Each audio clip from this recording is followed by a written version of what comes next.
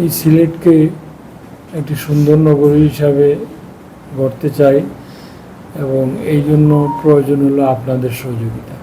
আপনারা যে যে ডিপার্টমেন্ট প্রতিনিধিত্ব করছেন তারা প্লাস পুলিশ প্রশাসন, বিশেষ করে সিলেট মেট্রোপলিটন পুলিশ, তো আপনারা আপনাদের মতো কাজ করছেন।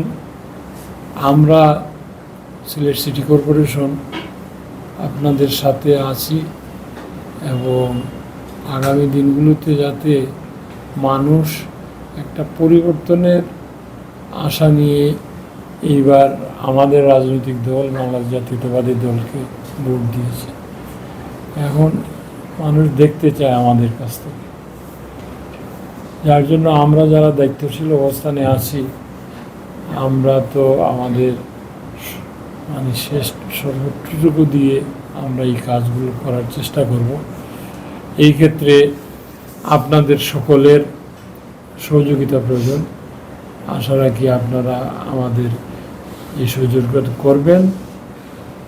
আর এই রমজান সামনে চলমান, রমজান তারপরে ঈদ, এই রমজানে বিশেষ করে মানুষের ভোগান্তি কোনো ক্ষেত্রে যাতে না হয় এইগুলোর দৃষ্টি দিবেন। আপনারা যে যে দপ্তরের দায়িত্বে আছেন সেই দপ্তর থেকে ইয়ে দিবেন, সজাগ করবেন।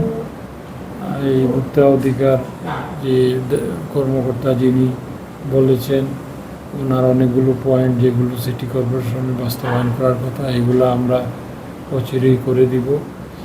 এবং যেহেতু বাণিজ্যমন্ত্রী আমাদের এই সদর আসনের প্রার্থী, সেই ভোক্তা অধিকার থেকে শুরু করে বিভিন্ন দপ্তর ওনার মন্ত্রণালয়ের আওতাধীন। আমরা কমিশনার মহোদয় বলেছেন ওনার জনবল রেডি আছে, কোনো যদি মোবাইল কোড করা টরা লাগে করবেন এবং সাপোর্ট দিবেন। পাশাপাশি আমাদের ট্রাফিক ডিপার্টমেন্টের ডিসি সাহেব সুদীপ্ত সাহেব যে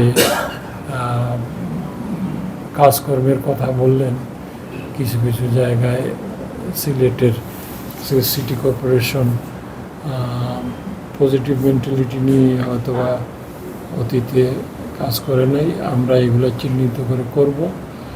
এবং ট্রাফিকটা যদি এই সময়গুলোতে একটু স্মুথ করা যায়, অথবা কোনো আইডিয়া নিয়ে যদি কাজ করেন যে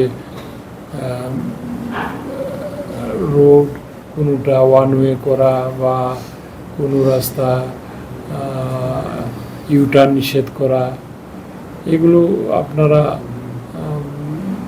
যেহেতু ট্রাফিক ম্যানেজমেন্ট সম্পর্কে আপনাদের কাজ করেছেন অতীতে বা করছেন, আপনারা ভালো বুঝবেন। এইগুলো নিয়ে একটা কাজ শুরু করে দেওয়া দরকার।